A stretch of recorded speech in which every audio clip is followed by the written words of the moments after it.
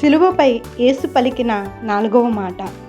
ఇంచుమించు 3 గంటలైనప్పుడు యేసు ఏలి ఏలి లామా సబక్తని అని బిగ్గరగా కేకవేశను. ఆ మాటకు నా దేవా నా దేవా నన్నెందుకు చెయ్యి విడిచితివి అని అర్థము. మత్తయి సువార్త 27వ అధ్యాయము 46వ వచనము. ఇది ఆవేదన కలిగిన మాట. ఆయనను హింసలు పెట్టినప్పుడు కూడా రాలేని ఆవేదన ఈ మాట పలుకుతున్నప్పుడు వచ్చింది. యేసుప్రభు వారు పరిశుద్ధాత్మ వలన జన్మించారు. బాప్తీసం పొందిన తర్వాత పరిశుద్ధాత్మ పావురము వలె ఆయన మీదకు దిగివచ్చింది. ఆయన పరిశుద్ధునిగా జీవించారు. పరిశుద్ధాత్మ చేత అనేక అద్భుతమైన కార్యములను, గొప్ప కార్యములను చేశారు. కానీ ఎప్పుడైతే మన పాపము ఆయన మీద వేసుకున్నారో, మన దోషములను ఆయన భరించారో, ఆయనలో ఉన్న పరిశుద్ధాత్మ దేవుడు ప్రభువును విడిచిపెట్టారు. ఎందుకంటే పాపము పరిశుద్ధాత్మ కలిసి ఉండవు కనుక. లోక పాపమును మోస్తున్న కుమారుణ్ణి ఆ సమయములో దేవాది దేవుడు చెయ్యి విడిచిపెట్టారు.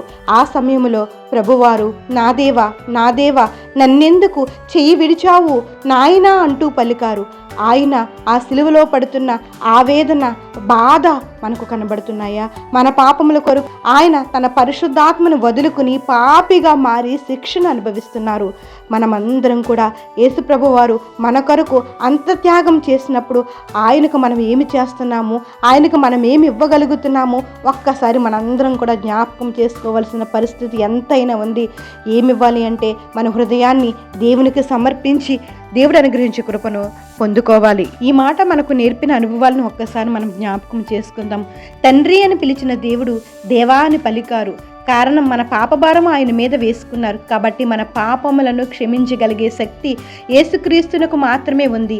కాబట్టి మన పాపభారములను విడిచిపెట్టి క్షమాపణ పొందుకోవాలి. హల్లెలూయా. క్రీస్తు ద్వారా తండ్రి అయిన దేవునితో మనము సమాధానం పొంది ఉన్నాము. కాబట్టి దేవునితో మనము సమాధానాన్ని కలిగి ఉండాలి. మన పాపాన్ని ప్రభు భరించడం వల్ల మన పాపాలు క్షమించబడుతున్నాయి. కాబట్టి ప్రభువే మనకు రక్షకుడు అయ్యారు. ఇందువలన యేసును మనము సొంత రక్షకునిగా మనము అంగీకరించాలి. తండ్రి అయిన దేవుని ఎడబాటు క్రీస్తు ప్రభువు భరించలేక వేదనతో ఆక్రాందన చేశారు. అలాగే మన జీవితాల్లో ప్రభువైన దేవునితో ఎడబాటు కలిగితే వేదన పడగలిగే కుమారత్వాన్ని, ఆత్మీయతను మనం సంపాదించుకోవాలి. ఎప్పుడూ కూడా దేవునితో ఎడబాటు కలగకుండా దేవుని యందు ఆత్మీయతతో మనం ముందుకు కొనసాగేవారిగా ఉండాలి. Amen. Praise the Lord. God bless you all.